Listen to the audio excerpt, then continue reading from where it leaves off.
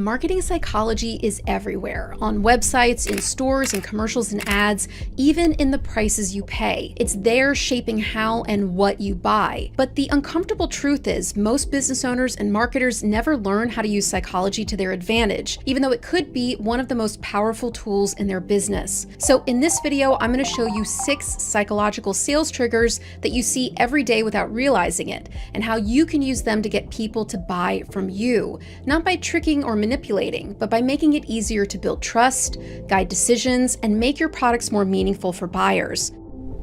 Social proof doesn't just tell us what's popular, it tells us what matters. Now, this principle says that looking to the actions and words of others can give us psychological permission to try something new. Social proof is often the first marketing psychology principle that people use or learn about, but it's also one of the most misunderstood. There are lots of types of social proof, like customer reviews, video testimonials, expert endorsements, media coverage, celebrity partnerships. The list really goes on and on. But here's a very simple example that you've probably experienced yourself. So when me and my husband go on vacation, the hardest thing for us isn't jet lag or planning our days, it's trying to figure out where to eat. We often leave it up to chance, which probably isn't the greatest strategy, but we like living in the moment instead of planning every single agenda item. Our last big trip was to Chicago, and on the very first day, we were predictably walking around very hungry and very jet lagged, but without any idea of where to eat. So just as we were about to give up, we walked past 2 restaurants. The first one was a barbecue place, which is a pretty safe bet in Chicago, but it was mostly empty. The second one was a hole-in-the-wall taco bar with a crowd of people waiting outside to be seated. So guess which one we picked? Yep, after a 30-minute wait, it was tacos, margaritas, and chips and salsa for us, and easily one of the best meals that we had on the trip. And if you were in that same position, you probably have made the same choice, because we assume that if lots of other people are choosing to do something, it must be good, or at least better than the thing that no one else is doing. That's the power of social proof.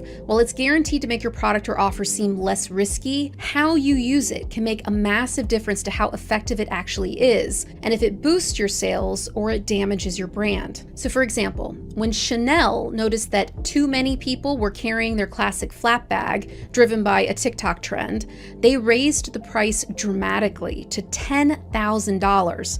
That way fewer people could afford the bag and it would be seen as more scarce and therefore more desirable. Chanel wanted less of this type of social proof because luxury businesses have to manage buyer psychology very differently than other industries. They worry more about having the wrong kind of social proof than not enough. Some designers are even known to gift competitors' products to undesirable or off-brand celebrities in an effort to create negative social proof for their competitors. But this same type of social proof, seeing lots of people using a product, can work very differently depending on the brand. So here's how social proof actually saved the Apple iPod when it was first launched. A digital music player was a very different product for Apple at the time. They only sold laptops and desktop computers. And like all new products, it only had about a 10% chance of success.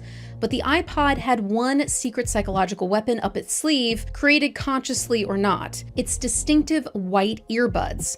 There was nothing like these earbuds in the market at the time, and they really stood out in a sea of clunky black foam and metal headphones. So when you saw someone on the subway or a college campus with these white earbuds, they caught your attention. You immediately knew this person had an iPod. When more and more people started wearing earbuds, iPod sales actually started to skyrocket because suddenly everyone who didn't have an iPod felt left out. iPods became such a status symbol that people started just buying the earbuds and plugging them into like a portable CD player or a Zune stuck in their pocket to fool other people into thinking they were actually using an iPod. And Apple, after seeing the psychological power of the earbuds, decided to make them the star of its long-running iPod ad campaign. So if you want to use social proof, don't just throw a bunch of it at your customers and then hope something sticks. You have to match the right type to your specific brand, buyer, industry, and context, so you build your brand and not break it.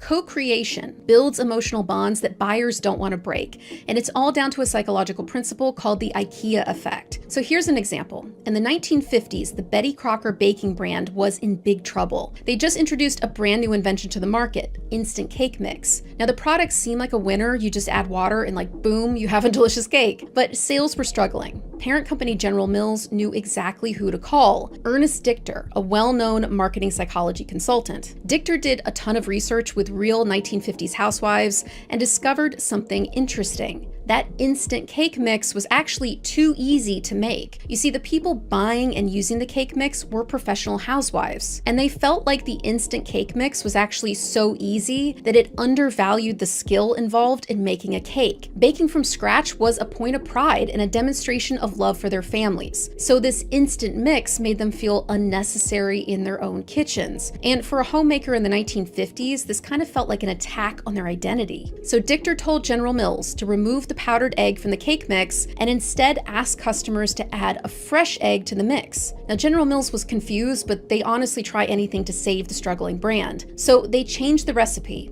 and suddenly their failing product was a huge hit. But why did this work? Because when the bakers added a fresh egg, they felt more involved in the process. They were co-creating a recipe, not just following instructions. The success of the fresh egg strategy is down to a psychological principle called the IKEA effect. It says that people attribute more value to products they've helped create. The IKEA effect is a marketing psychology principle that comes up a lot in my Choice Hacking Pro community and in my one-on-one coaching. So for example, I had one client who runs a personal coaching business in the fitness space called MB. Now, before working with me, MB struggled to get clients to stick with his programs for more than about 30 days. He couldn't figure out what the problem was. I mean, he'd made everything as easy as possible. There was a detailed meal plan, minute-by-minute workouts, and even an automated habit tracking system. But the problem was, it was too easy. His clients weren't invested in the process, so they couldn't get emotionally invested in their success. So to fix this issue, we restructured his program to include co-creation at key moments in the process. And that small change made a huge difference in getting clients to stick to the program. It also gave a big boost to his client retention. MB's average client engagement now lasts about 25% longer than it did before these changes, which translates into happier clients with better results and more money in MB's pocket. The key to introducing moments of co-creation using the IKEA effect, like MB did, is to make them big enough to create emotional investment, but small enough that they don't feel too difficult or overwhelming, just like adding a fresh egg to instant cake mix. If you walk into a Tiffany & Co. jewelry store, you're gonna notice something interesting. Right next to their iconic $285 silver tag necklaces are diamond necklaces worth $50,000 to $400,000. This merchandising strategy might surprise you, but putting an expensive piece of jewelry right next to a relatively cheap one isn't random. It's psychology, whether Tiffany & Co. knows it or not. A principle called anchoring says the first numbers we see create a subconscious anchor against which we compare every other number. Now, anchoring can make expensive things seem cheap and cheap things seem expensive, depending on how and in which context it's used. When you see those $50,000 diamond pieces, something happens in your brain. That price becomes your subconscious point of reference, aka your anchor. Suddenly spending $285 on a necklace from the same brand that sells $250,000 jewelry doesn't just seem reasonable. In fact, it kind of feels like a bargain because of the context in which it sits. The higher priced jewelry helps establish the brand as luxury, while the more affordable pieces make Tiffany & Co. accessible to a bigger pool of potential buyers, a portion of whom will grow into the higher priced products. It's because, budget aside, expensive is a relative term, just like a deal is a relative term. It all depends on the context in which your product is seen by buyers. If you want to use anchoring, start by asking yourself questions like, what's the overall feeling people get from our price spread? What invisible signals are our prices sending to our potential buyers? When a buyer first sees what we offer, are they seeing our cheapest options, our most expensive options, or a strategic mix of the two? Urgency is a guaranteed way to drive demand for products. That's why you see it everywhere. Urgency just means that a person or a brand are telling you that you need to hurry up and get something because pretty soon it's going to cost more or it's going to go away. A limited time sale is a type of urgency. Only releasing a limited number of products also creates urgency in the mind of buyers. But the thing with urgency that most people don't understand is that how you use it can make or break your business. For certain types of brands, limiting supply won't create urgency, only cutting prices. For others, urgency is all about limiting supply, not lowering prices. And for some types of brands and industries, it's actually a mix of both. For example, premium and luxury brands avoid cutting price in the form of discounts at all costs. Many of them would rather literally burn excess inventory than have to put it on sale. So Burberry actually got some bad press for this in 2018 when they burned nearly $13 million worth of their bags, clothes, and perfume to avoid putting it on sale. But Burberry aren't the only brand brand guilty of destroying excess inventory to make sure it stays in limited supply. Buybacks to recycle or destroy unsold inventory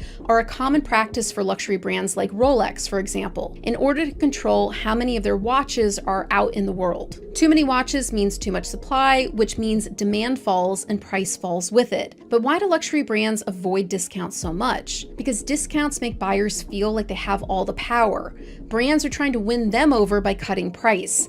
That sends an invisible signal that the sellers need the buyers more than the buyers need the sellers. You actually hear this quite a bit in the housing market. It's a buyer's market or it's a seller's market. That's why for premium and luxury product brands, limiting supply is a much more effective driver of urgency than cutting price. So messages like only 10 available, limited edition, waitlist only, those help make premium products seem more exclusive and scarce, which in turn makes buying them feel more urgent. One of my one-on-one clients was a great example of how urgency used the wrong way can damage sales. So PL runs a solo consulting firm that also sells digital courses. For years, he limited seats in those courses to create urgency and drive sales. And for the past 8 years of his business, that had worked. Seats sold out quickly and his waitlists were always full. But over the previous 18 months, it had basically stopped working. Sales were sluggish, and about 80% of the time, he couldn't fill those so-called limited seats. He didn't really understand what was going on, and it was taking a toll on his mental and financial health. PL was in a spiral, asking himself questions like, was his audience worn out? Were his emails going into spam? Did they all suddenly hate him, or had a competitor stolen all his buyers out from underneath him? After more than a few sleepless nights, PL reached out to work with me one-on-one so we could solve the issue. And here's what was going on. Since he'd first launched his offers, the digital course market had matured. More people are selling digital courses now, so buyers are a lot more savvy than they were in 2016. They'd figured out that people could sell 1 or a billion copies of a digital course, and it wouldn't really make much of a difference to the seller. There was nothing truly limited about PL's limited seats. So trying to drive urgency with the message that seats are running out was toothless, and his buyers knew it. So PL and I worked together to create a hybrid urgency approach, using scarcity and discounting in combination to drive digital course sales without cheapening his higher-priced consulting offers. This new hybrid approach revitalized the course side of PL's business and drove sales more than 220%. How your business uses a principle like urgency is always going to depend on your buyer, brand, industry, and offer. The question for you isn't if you want to use urgency, it's how. And that will depend on if your brand is more like Burberry and Rolex, or if it's a deep discounter, more like a Walmart. This is something that we talk about quite a bit in my Choice Hacking Pro community and in my one-on-one coaching. If you want to learn more about either one, the links for both are in the description. If you want to change something's value, you have to change its meaning. And we do that with something called framing. Vegan leather has become a popular material in the fashion industry. In fact, $41 billion worth of vegan leather goods are sold every single year. And if you're not familiar, it's a material that mimics the look of leather, but it's made out of non-animal materials. But vegan leather is a little bit of an imposter. Up until recently, this material was sold mostly as pleather, a combination of the words plastic and leather, because it was made mostly out of plastic. As a result, pleather used to have a reputation as a cheap kind of déclassé material, and its sales reflected that perception. But there was a rising cultural trend that was about to transform how people perceived leather. More people were becoming vegan and vegetarian, and they were in search of alternatives to leather materials. These folks also tended to care a lot more about the environment and sustainability, so they avoided pleather because of its clear association to plastic. Sure, pleather has animal-saving benefits, but these folks didn't feel good while they were wearing it. So some marketing psychology genius reframed pleather as vegan leather and created an entirely new group of customers.